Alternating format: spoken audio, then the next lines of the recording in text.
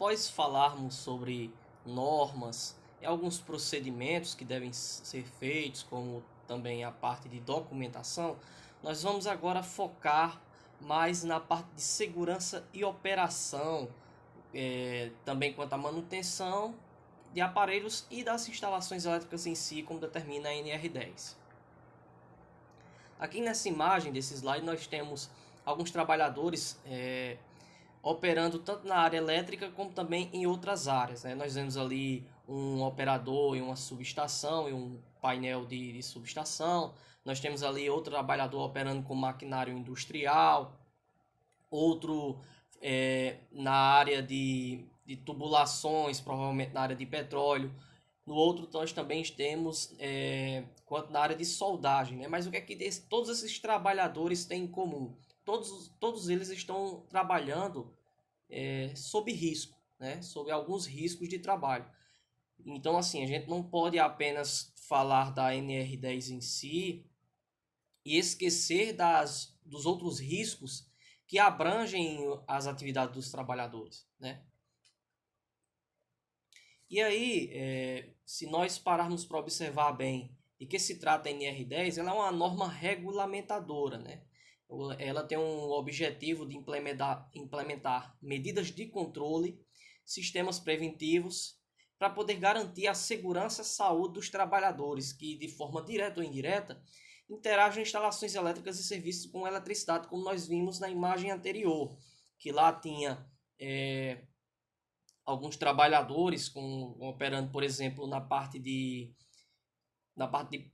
tubulação de petróleo, por exemplo, toda aquela parte de encanamento com distribuição de petróleo ou qualquer outra substância química ou líquido. E aí, se você lidar com a parte elétrica próxima a esses ambientes, você também tem outros riscos, né? Você tem o risco, por exemplo, de princípio de incêndio, né? Um acidente com incêndio. Você também pode ter na questão ergonômica, quanto à sua postura, quanto à sua posição, né?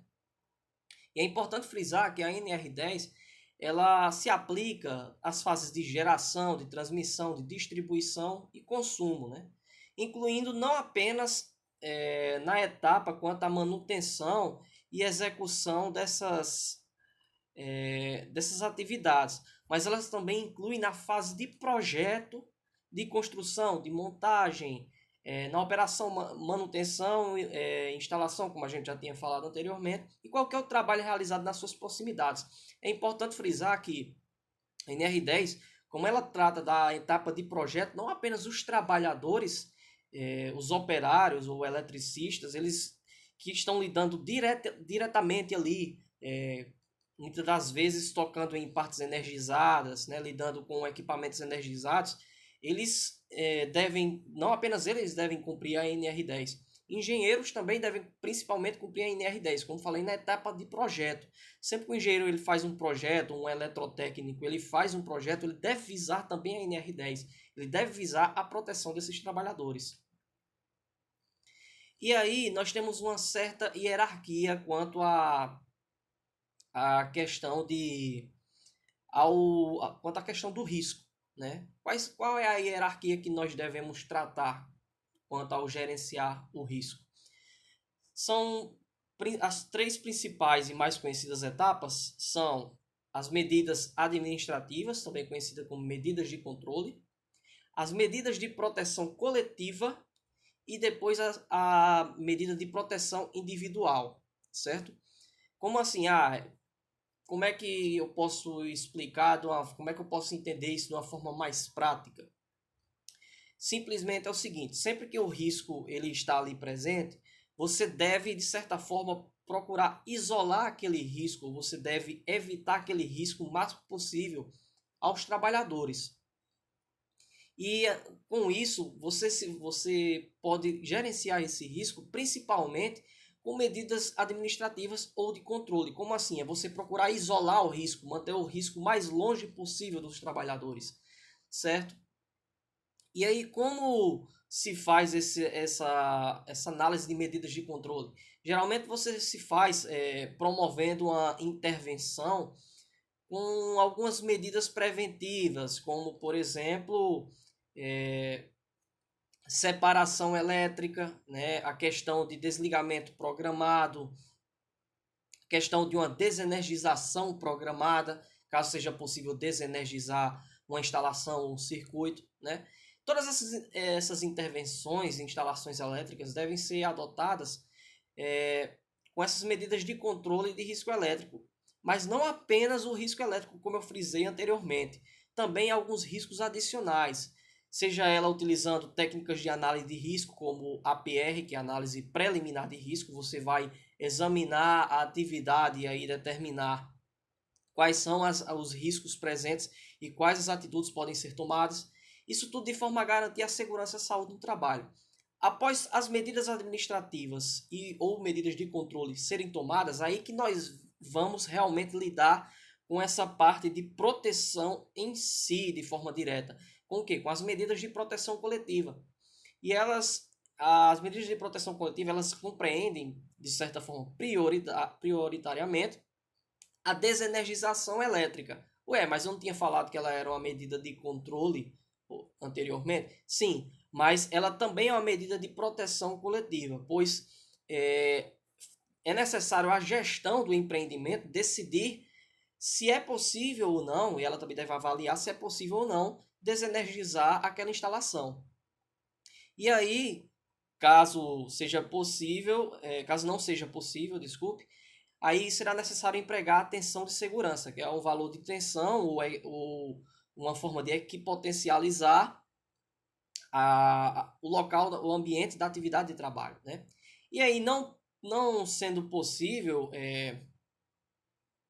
desenergizar, quais são as outras medidas de proteção coletiva? Você pode colocar isolação das partes vivas, como aquela capa que a gente viu naquela imagem, alguns obstáculos, algumas barreiras, sinalização, bloqueio do religamento automático, entre outros.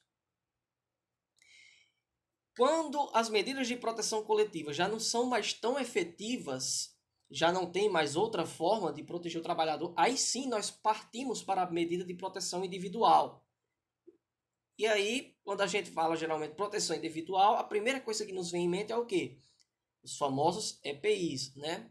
E aí, quando você está lidando com EPI, é importante ressaltar que os EPIs devem ser adequados àquela atividade que você está realizando. E aí, é importante frisar que você deve sempre procurar executar sua atividade com EPIs geralmente dispostos na NR6 de acordo com a sua atividade.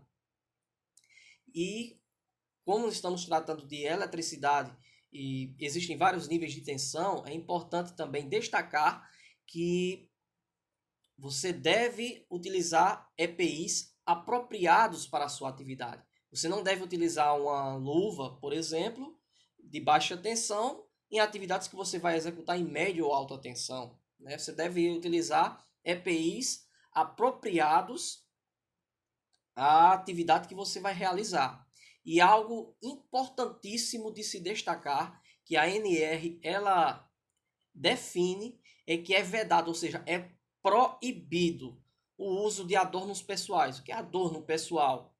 Aliança, anel, colar, pulseira, ou qualquer outro tipo de adorno, ou seja, qualquer tipo de joia ou enfeite metálico, principalmente, deve ser retirado, não deve ser utilizado quando estiver se tratando com instalações elétricas. Aí você me pergunta, Jefferson, mas se eu estou lidando com aliança ou com anel, é tão pequenininho, a chance de eu encostar assim de eu fechar um curto com ele é muito pequena. Sim, é pequena, mas você também deve lembrar da indução eletromagnética, né? Se você está próximo de uma subestação que lida com alta tensão, o campo magnético produzido por aquela corrente alternada em alta tensão vai induzir tensões e correntes no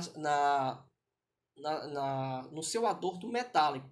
Isso também pode ser muito prejudicial para quem tem, por exemplo, alguns tipos de pinos devido a cirurgias anteriores, quanto a fraturas e outras coisas mais.